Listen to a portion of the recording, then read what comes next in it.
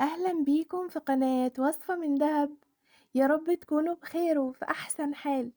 النهاردة إن شاء الله هنحضر مع بعض أكلة جديدة وحصري مش هتلاقوها إلا على قناة دهب وبس.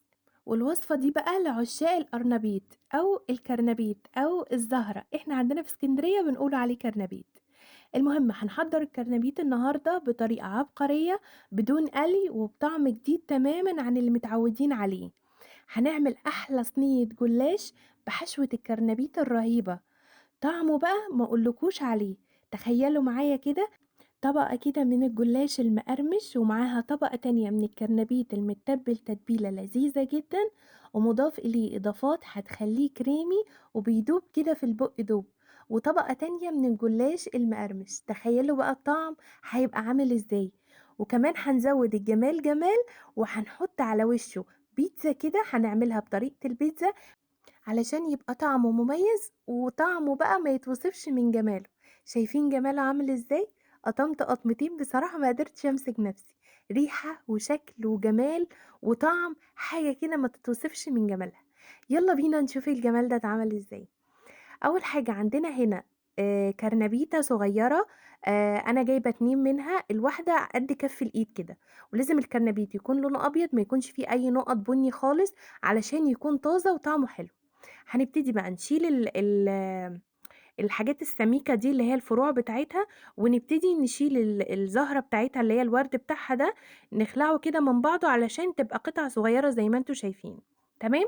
وهنغسلها غسلة حلوة بمية وخل، وبعدين نسلقها في حلة على النار فيها مية سخنة تكون تستوعب حجم الكرنبيت اللي عندنا. هنحط فيها معلقة صغيرة من الملح ومعلقة صغيرة من الكمون. تمام. وهنسيبها لحد ما تغلي. هنقلب كويس كل المكونات دي مع بعضها وهنسيبها لحد ما تغلي، وبعدين ننزل بكمية الكرنبيط اللي عندنا بالشكل اللي انتوا شايفينه ده. تمام. وهنفضل معلين عليها النار لحد ما المية تغلي تاني. واول ما تغلي هنهدي بقى النار، مش هدوء، يعني مش هنوطي النار خالص، بس هنخليها وسط. تمام. ونسيبها بقى لحد ما تستوي. وفي الوقت ده بقى هنعمل التشريبة بتاعت الجلاش بتاعنا في بولة، وهنحط فيها بيضة، وهنحط فيها كوباية من الحليب، كوباية عادية خالص من اللي بنشرب فيها الشاي بلبن الصبح، وعليها نص معلقة صغيرة من الملح ونص معلقة صغيرة من الفلفل الأسود، ودي معلقة كبيرة من الزبدة، حط عليها 4 معالق كبار من الزيت. وهنقلب الجمال ده كله مع بعضه لحد ما يندمج ونحس ان كل المكونات اندمجت مع بعضها كويس قوي. تمام. في الوقت ده بقى هتكون الكرنبيط بتاعنا استوى. هنعمله كده بالسكينة، هنفتحه بالسكينة هنلاقيه استوى والسكينة نزلت بسهولة. هنبتدي بقى نطفي عليه ونطلع كمية الكرنبيط من المية ونحطها في طبق كده ونسيبها لما تهدى بالشكل اللي انتوا شايفينه ده. لازم تهدى خالص لان احنا يا اما هنحطها في الخلاط او في الكبة، او لو عندك هاند بلندر مفيش مشكلة. انا عندي الكبة هحطها في الكبة على طول. استنيتها لما هدت تماما، وهبتدي احط حبة صغيرين من الكرنبيت، وبعدين اضربهم ضربة كده بسيطة لحد ما يتفرموا فرم ناعم بالشكل اللي انتوا شايفينه ده. تمام.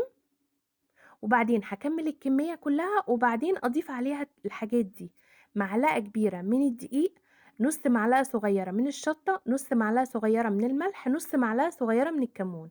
اللي حابب يضيف أي إضافات تانية ما فيش مشكلة، بس هي بالإضافات دي طعمها تحفة. وبيضة، ومعلقة صغيّرة مش مليانة من التوم المفروم، دول 3 فصوص وسط من التوم أنا فرماهم. ودي نُص كوباية من الكوباية العادية بتاعتنا بقدونس مفروم. وهنحط كل المكونات دي مع بعضها وهنشغّل الكَبّة عليها تاني لحد ما يبقى الكرنبيط بتاعنا كريمي زي ما أنتم شايفين كده. طبعًا هو مسلوق فمش بياخد وقت، بيدّينا النتيجة دي على طول. تمام. ده بقى نُص كيلو من الجلاش اللي هو العادي جدًا اللي بنشتريه من عند الراجل. أنا حاطة عليه بتاع حوالي 3 ورقات كمان، يعني نُص كيلو و3 ورقات. تمام. ودي التشريبة اللي إحنا عملناها من شوية هاقلّبها تاني قبل ما أشتغل بيها. وهابتدي أدهن الصينية اللي هاشتغل فيها أي مادة دهنية، زيت، سمنة، زبدة، زي ما أنتِ عايزة، وهابتدي أنزل بأول ورقة من ورقات الجلاش، وبين كل ورقة وورقة هادهن الورقة من التشريبة اللي إحنا عملناها. اتفقنا؟ هنقسم نُص الجلاش نُصّين، وهنزوّد ال3 ورقات اللي إحنا حطيناهم على نُص الجلاش، دي هتبقى أول طبقات، يعني هتقسمي نُص الجلاش نُصّين، وهتزوّدي عليهم ال3 ورقات اللي إحنا قُلنا عليهم زوّدناهم فوق النُص كيلو، تمام؟ وهنعمل ما بين كل ورقة وورقة التشريبة اللي إحنا قُلنا عليها، وبعدين بعد ما نخلّص الورق كلّه اللي إحنا عملناه اللي هو نُصّه يعني، هنحط الطبقة الكريمي بتاعة الكرنبيط، زي ما أنتم شايفين كده. وهنفردها كامل الصينية كده بشكل مستوي علشان ما يبقاش في حتة طالعة وحتة نازلة، ويبقى شكله لمّا ييجي يتقطّع يبقى شكله زي ما شفتوه كده في أول الفيديو، تمام؟ الموضوع بسيط خالص وسهل جدًا يعني. عندِك بقى جبنة موتزاريلا حُطّي، ما عندكيش خلاص ما فيش مشكلة. أنا حطيت هنا طبقة بسيطة كده من الجبنة، أي نوع جبنة كمان عندِك ممكن تحطّي بيبقى طعمها حلو، بس خدي بالِك من الملح. وحطيت كده حبة من الزيتون، وهابتدي أنزّل بقية طبقات الجلاش اللي عندنا، وما بين كل طبقة وطبقة هاسقيها من التشريبة بتاعتنا، تمام؟ الموضوع سهل أهو ما فيهوش أي حاجة. هنا أنا خلّصت بقية الورق كلّه بتاع الجلاش، هابتدي أقطّعه قبل ما أدخّله الفرن، تمام؟ التقطيعة بقى اللي أنتِ تحبيها، يعني عايزة مقاس المربع بالشكل اللي أنتِ عايزاه، دي حاجة براحتك. وبعدين بقية التشريبة بتاعتنا هازوّدها بقى على الوش بعد ما أقطّعه كده. وبعدين بقى علشان نزوّد الجمال جمال، حطيت جبنة برضه تاني، وحطيت شرايح من الفلفل الملوِّن والزيتون، وحبّة بقى من حبّة البركة. التيست ده بقى بيخلّيه في حتّة تانية خالص بجد، حبّة من حبّة البركة وحبّة من الزعتر، وما أقولكوش على الجمال والريحة وهو في الفرن، والطعم بعد ما يطلع حاجة كده ما أقولكوش عليها.